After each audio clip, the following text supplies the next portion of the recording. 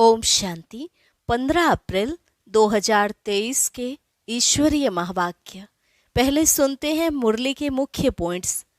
बाबा ने कहा, खुशी जैसी खुराक नहीं, यह खुराक सदैव एक दो को खिलाते रहो। यह है जबरदस्त खातिरी, ऐसी खातिरी और कोई मनुष्य नहीं कर सकता। यह ज्ञान और योग भी फर्स्ट क्लास वंडरफुल खुराक है जो एक रूहानी सर्जन से ही मिलती है। जैसे सैक्रीन की एक बूंद भी कितनी मीठी होती, ऐसे ज्ञान का एक ही अक्षर मन मना भव भी बहुत मीठा है। तुम बच्चों को खुशी का पारा चढ़ना चाहिए, क्योंकि मोस्ट बिलवेड बाप से तुमको विश्व की बादशाही मिल रही है। यह कम बात है क्या? ऐसे बाप को तो कितना लव से याद करना चाहिए। बाबा ने कहा, अपना चार्ट रखो, हमने कितना समय बाप को याद किया, कितनी बाबा की महिमा की। अपनी अवस्था को उच्च बनाना है तो भोजन करते समय भी याद में रहो और नींद को जीतने वाले बनो। स्मृति रहे, जैसे बाप सर्वशक्तिवान है, ऐसे दिन प्रतिदिन माया भी सर्वशक्तिमान तमो प्रधान होती जा रही है। इसलिए देही अभिमानी होकर रहो। जब भी कोई से बात करो तो पहले अपने को आत्मा समझो। तुम आत्माओं को अब ज्ञान का तीसरा नेत्र मिला है। उस नेत्र से अपने भाइयों को देखो तो कर्मेंद्रियां कभी चंचल नहीं होंगी। और लास्ट में बाबा ने कहा, तुम्हें सब कुछ सहन करना है। अगर कोई उल्टी सुल्टी बात भी बोले तो चुप रहो। तुम चुप रहेंगे तो वह आपे ही शांत हो जाएगा। तुम्हें सबका कल्याण करना है। यह तुम्हारा अमूल्य जीवन है, इसलिए इस शरीर की भी संभाल करनी है। जितना योग में रहेंगे उतनी आयु बढ़ेगी। और अब सुनते हैं महावाक्यों को विस्तार से। मुरली का सार। मीठे बच्चे, एक दो को खुशी की खुराक खिलाते रहो। सदा खुश मौज में रहना और खुशी बांटना, यही है जबरदस्त खातिरी करना। प्रश्न, अपनी ऊंची अवस्था बनाने की विधि क्या है? किन मुख्य बातों का ध्यान रखना है? उत्तर, ऊंची अवस्था बनानी है तो पहला नष्टो मोहा बनने की हिम्मत रखनी है। दूसरा, अपना चार्ट रखना है कि बाबा को याद करते समय उनसे क्या क्या बातें की, कितना समय याद किया। तीसरा, नींद को जीतने वाले बनना है। चौथा, पुराने शरीर की संभाल भी करनी है, फिर इसे भूलना भी है। पांचवा, दैवी स्वभाव बनाना है। स्वभाव के वशीभूत होकर किसी को भी सताना नहीं है। छठी विधि, सब डिफेक्ट निकाल प्योर डायमंड बनना है। सातवीं, सबको सुख देने वाला खुशबूदार फूल बनना है। ओम शांति। ज्ञान का तीसरा नेत्र देने वाला रूहानी बाप बैठ रूहानी बच्चों को समझाते हैं। ज्ञान का तीसरा नेत्र सिवाय बाप के और कोई दे नहीं सकता। अभी तुम बच्चों को ज्ञान का तीसरा नेत्र मिला है। अभी तुम बच्चे जानते हो, अभी यह पुरानी दुनिया बदलने वाली है। बेचारे मनुष्य नहीं जानते कि कौन बदलाने वाला है और कैसे बदलाते हैं, क्योंकि उन्हों को ज्ञान का तीसरा नेत्र ही नहीं है। तुम बच्चों को अभी ज्ञान का तीसरा नेत्र मिला है, जिससे तुम सृष्टि के आदि मध्य अंत को जान गए हो। यह है ज्ञान की सैक्रीन। सैक्रीन की एक बूंद भी कितनी मीठी होती है। ज्ञान का भी एक ही अक्षर है, मन मना भव। सभी से कितना मीठा है। अपने को आत्मा समझ और बाप को याद करो। बाप शांति धाम और सुख धाम का रास्ता बता रहे हैं। बाप आए हैं बच्चों को स्वर्ग का वर्षा देने, तो बच्चों को कितनी खुशी रहनी चाहिए। कहते भी हैं, खुशी जैसी खुराक नहीं। जो सदैव खुश मौज में रहते हैं उनके लिए वह जैसे खुराक होती है। 21 जन्म मौज में रहने की यह जबरदस्त खुराक है। यह खुराक सदैव एक दो को खिलाते रहो। एक दो की जबरदस्त खातिरी यह करनी है।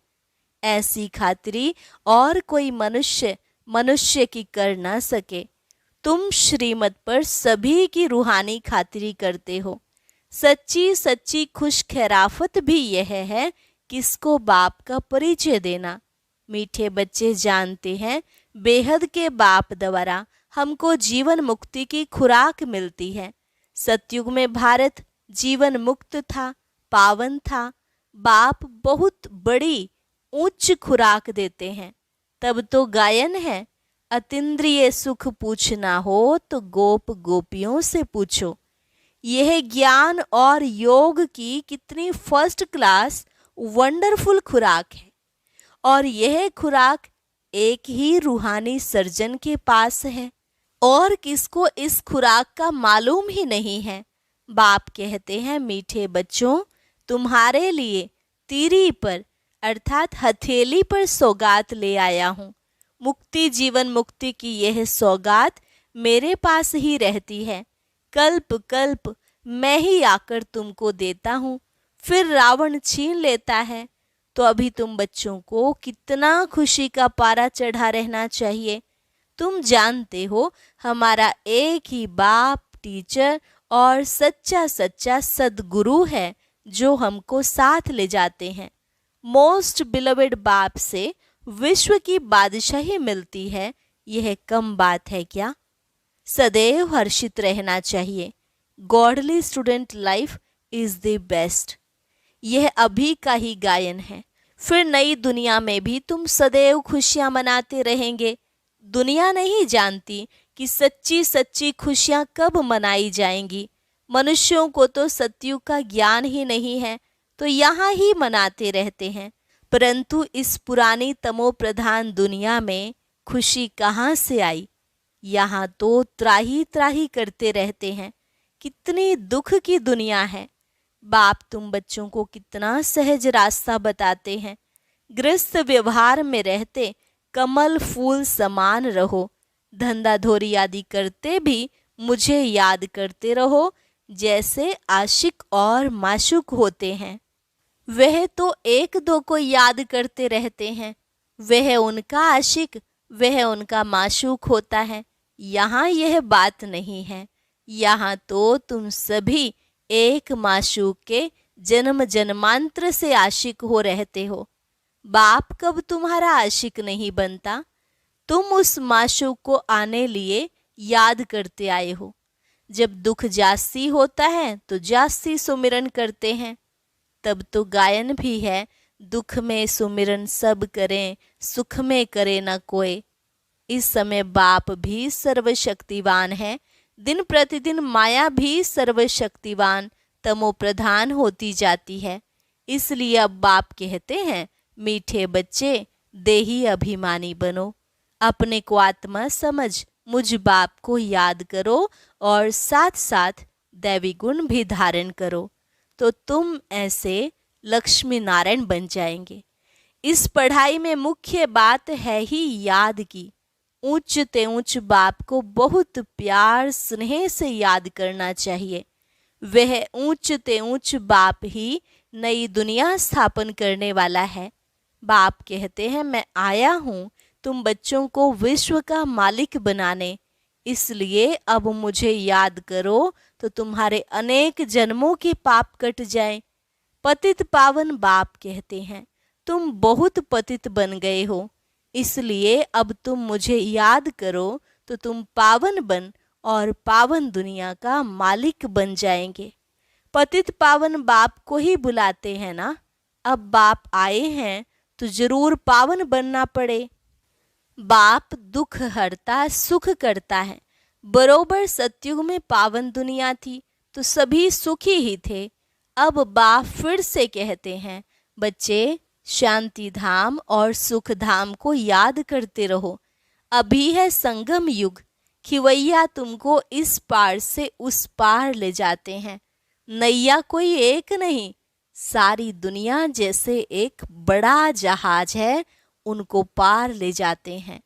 बाप मीठे मीठे बच्चों को समझाते हैं, अपने को आत्मा समझ बाप को याद करो। तुम भी बाप की सर्विस में लग जाओ, ऑन गॉड फादरली सर्विस। बाप ही तुमको विश्व का मालिक बनाने आए हैं। जो अच्छा पुरुषार्थ करते हैं उनको महावीर कहा जाता है। देखा जाता है कौन महावीर हैं, जो बाबा के डायरेक्शन पर चलते हैं। बाप का फरमान है, अपने को आत्मा समझ भाई भाई देखो। इस शरीर को भूल जाओ। बाबा भी इस शरीर को नहीं देखते हैं। बाप कहते हैं मैं आत्माओं को देखता हूँ। बाकी यह तो ज्ञान है कि आत्मा शरीर बिगर बोल नहीं सकती। मैं भी इस शरीर में आया हूँ, लोन लिया हुआ है। शरीर के साथ ही आत्मा पढ़ सकती है। बाबा की बैठक यहाँ है। यह है अकाल तख्त। आत्मा अकाल मूर्त है। आत्मा कब छोटी बड़ी नहीं होती है, शरीर छोटा बड़ा होता है। जो भी आत्माएं हैं उन सभी का तख्त यह भ्रिकुटी का बीच है। शरीर तो सभी के भिन्न भिन्न होते हैं। किसको अकाल तख्त पुरुष का है, किसको अकाल तख्त स्त्री का है, किसका अकाल तख्त बच्चे का है। बाप बैठ बच्चों को रूहानी ड्रिल सिखलाते हैं। जब कोई से बात करो तो पहले अपने को आत्मा समझो। हम आत्मा फलाने भाई से बात करते हैं, बाप का पैगाम देते हैं कि शिव बाबा को याद करो। याद से ही जंक उतरनी है। सोने में जब अलाए पड़ती है तो सोने की वैल्यू कम हो जाती है। तुम आत्माओं में भी जंक पड़ने से तुम वैल्यूलेस हो गए हो। अब फिर पावन बनना है। तुम आत्माओं को अब ज्ञान का तीसरा नेत्र मिला है। उस नेत्र से अपने भाइयों को देखो। भाई भाई को देखने से कर्मेंद्रियां कब चंचल नहीं होंगी। राज भाग लेना है, विश्व का मालिक बनना है तो यह मेहनत करो। भाई भाई समझ सभी को ज्ञान दो, तो फिर यह टेव आदत पक्की हो जाएगी। सच्चे सच्चे ब्रदर्स तुम सभी हो। बाप भी ऊपर से आए हैं, तुम भी आए हो। बाप बच्चों सहित सर्विस कर रहे हैं। सर्विस करने की बाप हिम्मत देते हैं। हिम्मते मर्दा मददे खुदा। तो यह प्रैक्टिस करनी है। मैं आत्मा भाई को पढ़ाता हूँ। आत्मा पढ़ती है ना, इसी को स्पिरिचुअल नॉलेज कहा जाता है, जो रूहानी बाप से ही मिलती है। संगम पर ही बाप आकर यह नॉलेज देते हैं कि अपने को आत्मा समझो। तुम निर्वस्त्र आए थे, फिर यहाँ शरीर धारण कर तुमने 84 जन्मों का पार्ट बजाया।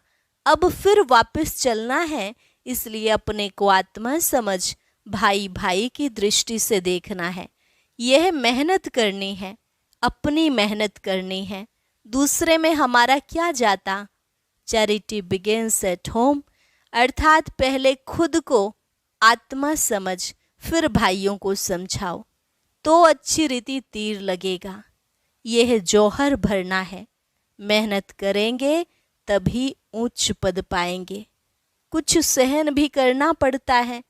कोई उल्टी सुल्टी बात बोले तो तुम चुप रहो। तुम चुप रहेंगे तो फिर दूसरा क्या करेगा। ताली 2 हाथ से बजती है। एक ने मुख की ताली बजाई, दूसरा चुप कर दे तो वह आप ही चुप हो जाएंगे। ताली से ताली बजने से आवाज हो जाता है। बच्चों को 1-2 का कल्याण करना है। बाप समझाते हैं, बच्चे सदैव खुशी में रहना चाहते हो तो मन मना भव। अपने को आत्मा समझ बाप को याद करो। भाइयों आत्माओं तरफ देखो। भाइयों को भी यह नॉलेज दो। यह टेव आदत पड़ जाने से फिर कब क्रिमिनल आई धोखा नहीं देगी। ज्ञान के तीसरे नेत्र से तीसरे नेत्र को देखो। बाबा भी तुम्हारी आत्मा को ही देखते हैं। कोशिश यह करनी है सदैव आत्मा को ही देखें, शरीर को देखें ही नहीं।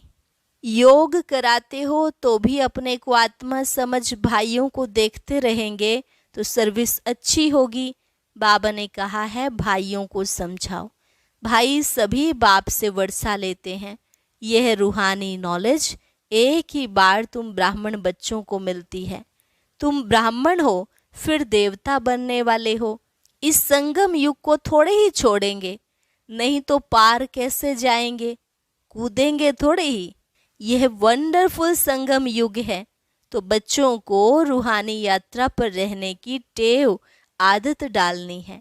तुम्हारे ही फायदे की बात है। बाप की शिक्षा भाइयों को देनी है। बाप कहते हैं, मैं तुम आत्माओं को ज्ञान दे रहा हूँ, आत्मा को ही देखता हूँ। मनुष्य मनुष्य से बात करेगा तो उनके मुंह को देखेगा ना। तुम आत्मा से बात करते हो तो आत्मा को ही देखना है। भले शरीर द्वारा ज्ञान देते हो, परंतु इसमें शरीर का भान तोड़ना होता है। तुम्हारी आत्मा समझती है परमात्मा बाप हमको ज्ञान दे रहे हैं। बाप भी कहते हैं, आत्माओं को देखता हूँ।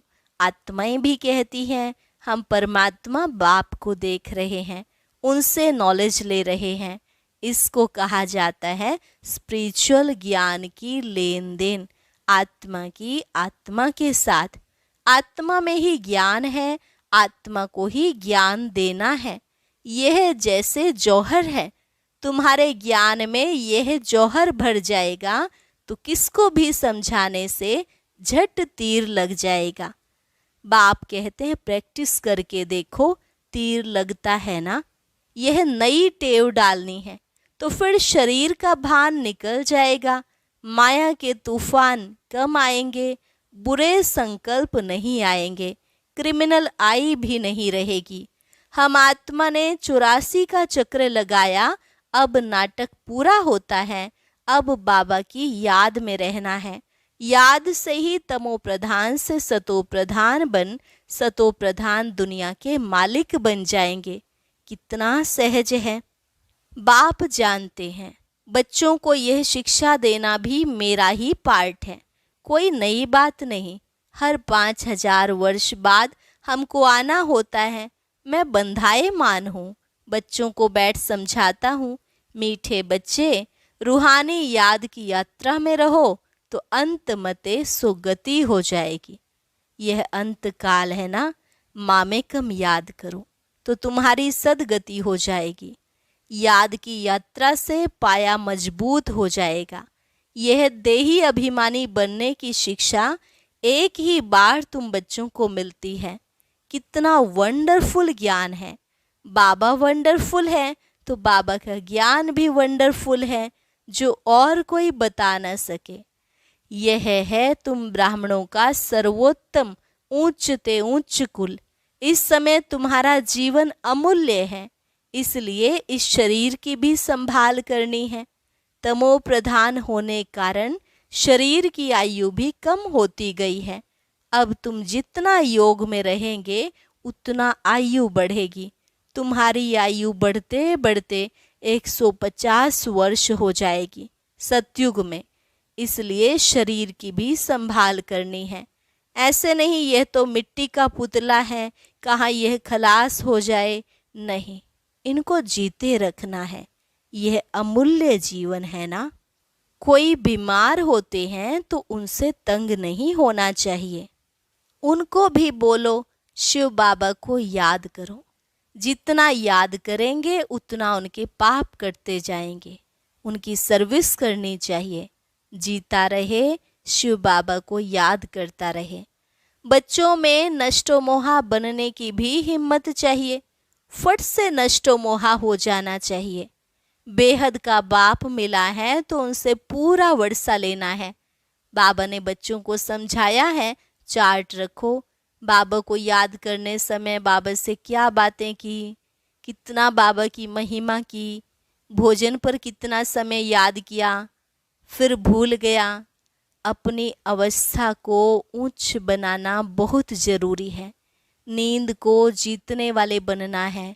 याद को बढ़ाते जाओ, औरों को सिखलाते जाओ। इसमें नष्टो मोहा जरूर बनना पड़े। पुराने शरीर को भूलना पड़े। बाप के बने हो तो उनको ही याद करना पड़े। जो बाप हमको हीरे जैसा बनाते हैं उनको कितना लव से याद करना चाहिए। अपनी जांच करनी है, मेरा दैवी स्वभाव है। मनुष्यों को स्वभाव बहुत सताता है। हर एक को अपना तीसरा नेत्र मिला है, तो उनसे जांच करनी है। मेरी याद बाबा तक पहुंचती है। जो डिफेक्ट है उनको निकाल, प्योर डायमंड बनना है। थोड़ा भी डिफेक्ट होगा तो वैल्यू कम हो जाएगी, इसलिए मेहनत कर अपने को वैल्यूएबल हीरा बनाना है। बाबा जानते हैं कर्मातीत अवस्था तो पिछाड़ी में नंबरवार पुरुषार्थ अनुसार आनी है। फिर भी पुरुषार्थ कराने लिए तो बाबा कहेंगे ना, नंबरवार पुरुषार्थ अनुसार ही बाबा को भी प्यारे लगेंगे। जो औरों को सुख देने वाला खुशबूदार फूल है वह छिपा नहीं रह सकता। बाप फिर भी बच्चों को कहते हैं, मीठे बच्चे माँ में कम याद करो तो मैल निकल जाए। बाप को याद करते दिल एकदम ठर जानी चाहिए, अर्थात शीतल हो जानी चाहिए। बाप की याद सतानी चाहिए। बाबा, मीठे बाबा, आप हमको क्या से क्या बना रहे हो, और तो कोई जानते ही नहीं कि तुम क्या बन रहे हो। तो ऐसे मीठे बाबा को बहुत लव से याद करना है। कई बांधेलियां बहुत याद करती हैं, पता नहीं कैसे अपने को छुड़ा कर आती हैं। उन्हों का जितना लव रहता है उतना और बच्चों में नहीं। एकदम बाबा को याद कर स्नेह में आंसू बहाती हैं। बाबा आपसे कब मिलेंगी? विश्व का मालिक बनाने वाला बाबा, ओ बाबा कब आकर सम्मुख मिलेंगी? ऐसे बहुत प्रेम से बाबा को याद करती हैं। सभी दुख मिटाने वाले बाबा, आपने कितना हमारा सौभाग्य बनाया है। आप हमको विश्व का मालिक बनाते हो। याद का भी बल उनको बहुत मिलता है। अच्छा मीठे मीठे सिकिलधे बच्चों प्रति माता पिता बाप दादा का याद प्यार और गुड मॉर्निंग। रूहानी बाप की रूहानी बच्चों को नमस्ते।